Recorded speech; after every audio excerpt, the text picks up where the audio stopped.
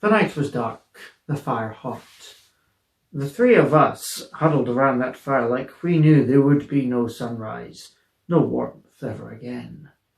We briefly discussed huddling up, but the brief hesitation when questioning each other on the matter was enough to put us off the idea in completion. You may wonder why we didn't shelter in our tents, cocooning ourselves like caterpillars in blankets. Well, for one, our tents were ravaged, torn in the storm the day before, the storm that felt like it was stalking us for the duration of our journey.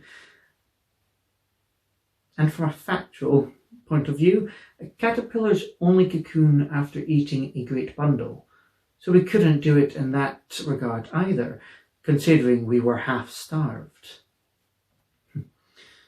I drew the short straw, the short twig, if you really want to stick to the facts. My job was to go and collect river water, thus quench our thirst. It wasn't the cleanest liquid in the world, but it was better than nothing. However, if I failed in this task, I would be cast out in the dark, snatched up by Hades' minions, lurking in the shadows. I trudged my way along the banks, mud clambering higher and higher up my leg.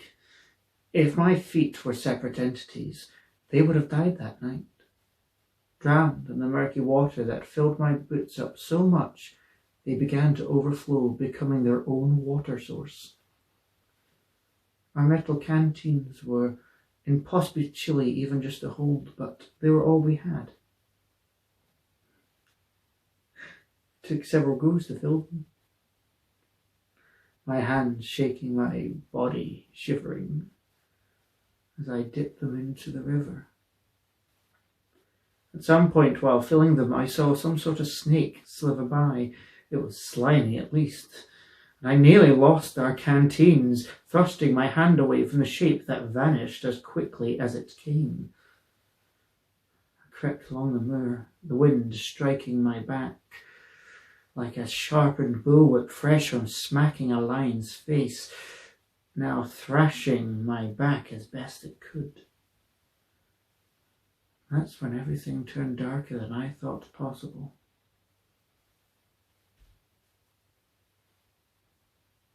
Wolves howled in the distance. It was a far-off sound, but piercing enough that I stopped short, my skeleton rattling.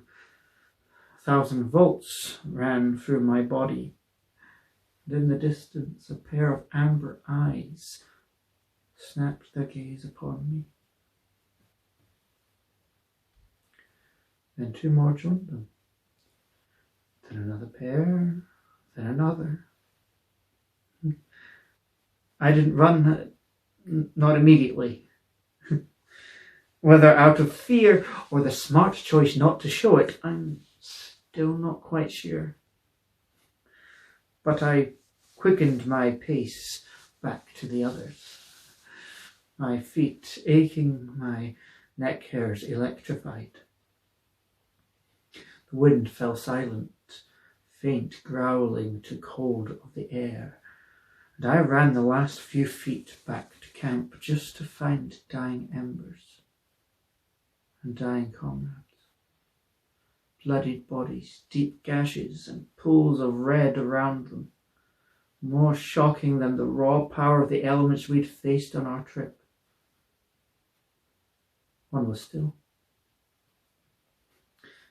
The other had his arm outreached towards me, his eyes pleading. But I finally ran away,